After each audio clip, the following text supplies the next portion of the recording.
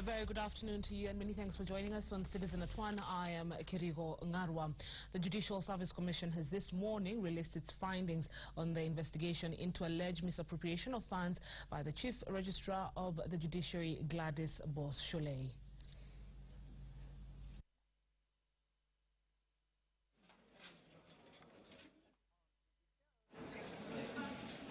The investigation findings highlight Sholei's alleged financial and human resource mismanagement, irregularities and illegalities in procurement, and misbehavior during her tenure as Chief Registrar. The JSE are accusing Sholei of misappropriating funds amounting to over 2 billion shillings through irregular leasing of the Elgon Place building without valuations based on available market rent rates and paying contractors for cabling at the Supreme Court before the works even commenced. The judiciary has not lost any money. If the judiciary had lost any money, the first point of contact would have been the Internal Auditor General. Sholei is also accused of irregularly receiving sitting allowances amounting to over 2.5 million shillings when the JSE was conducting interviews for Court of Appeal and High Court judges, even though she did not participate in the said interviews. She is also accused of drawing an 8-month salary advance totaling to over 3.5 billion shillings from the Judiciary Milimani Court Deposit Fund, contrary to the rules. The JSE never had me. I never got an opportunity to present my oral presentation. Are we turning into a banana republic justice system? We cannot allow this. And as long as I live, I will not allow it. Well, the Kenya Judicial Staff Association has just held a press conference at the Supreme Court. Let's now head over and join Abdi Osman for more. A very good afternoon to you, Abdi. Kindly let us know what the Kenya Judicial Staff Association has been able to say at the press conference. Well, good afternoon, Kirigo. The Kenya Judicial Staff Association has just finished a very lengthy press conference where they've come out strongly in support of the sending home of the Chief Registrar of the Judiciary, Gladys Boss-Sholei. Prior to that, we managed to see the closed office of the Chief Registrar of the Judiciary, where staff had been kept out, and indicated that indeed she is no longer part of the picture and framework as far as the Judicial Service Commission is concerned. The KCSE, which says it represents about 3,900 members of staff of the judiciary, with the exception of judges and magistrates, has accused Sholei of high-handedness, amongst other things. They've also said she has not been as portrayed in the media the face and generator of reforms in the judiciary. That, they say, has largely been the work of the Chief Justice Willie Mutunga and a network of judiciary staff. They say about 174 members of what is called the Judicial Transformation Secretariat are actually members of the Kenya Judicial Staff Association.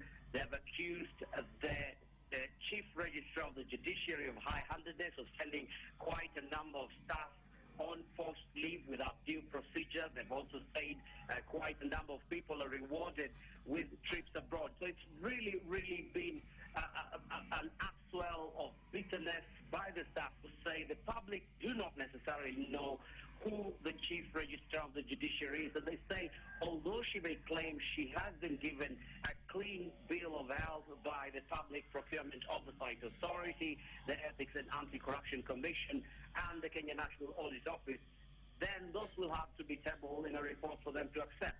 So it's really been an afternoon of listening to the trials and tribulations of the judiciary staff, who say Gladys Boss-Sholei is not what has been portrayed in the media.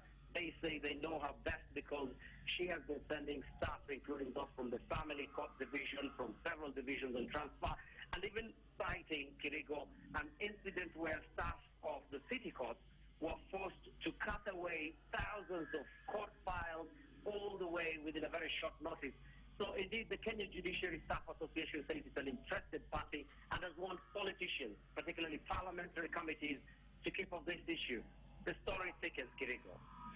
All right, thank you very much, Abdi Osman, for that. Speaking to Abdi Osman, who's at the Supreme Court, where the Kenya Judicial Staff Association has just held a press conference supporting the sending home of the Chief Registrar, Gladys Boss Shuley, of course, accusing her of high-handedness and also claiming she is not what has been portrayed in the media. We will, of course, be giving you more details in our subsequent bulletins. But for now, we move on. And the Kenya Certificate of Secondary Education, KCSE exams kicked off as scheduled countrywide.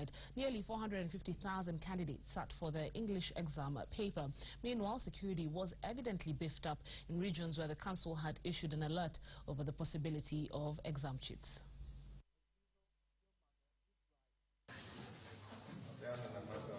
It's crunch time for the 449,246 candidates who on Tuesday morning sat the Kenya Certificate of Secondary Education exams that ends on November 15th, 2013. The candidates tackling the English Paper 1 exam. The examinations kicked off across the country, with most examination centers starting the exams at 9 a.m.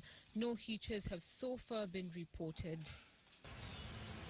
Security was tight in such regions as Garissa, as the Kenya National Examination Council (NEC) deployed some 13,787 security personnel to serve in all examination centers. The council has since warned that it will deal firmly with those flouting exam rules. The KCSE examination marking exercise will be done in December 2013. Salim Bilu, Citizen at 1. 3 people lost their lives early today following an accident that occurred at Matulo area near Webuye town. 22 other people were injured in the accident. The 5 a.m. accident is said to have occurred when the bus bound for Eldoret veered off the road and landed into a ditch.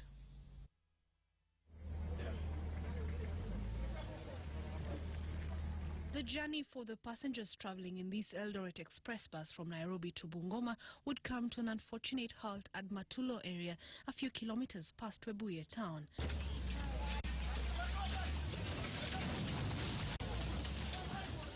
The bus is said to have veered off the road, forcing it to overturn and eventually landed in a ditch.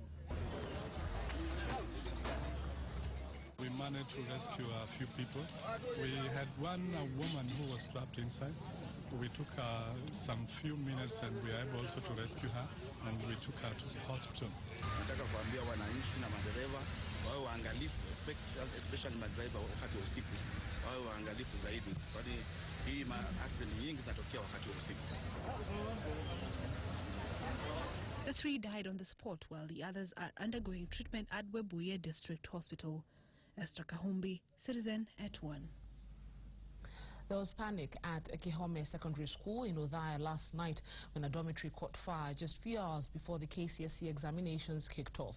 About 70 students lost their belongings, including uniforms, books, boxes, blankets, and mattresses, among other items. However, the 48 KCSE candidates were not affected and started their exams well. The area county representative, Joel Masharia, said the students were forced to spend the night in one of the classrooms, but the incident was soon controlled before it got out of hand.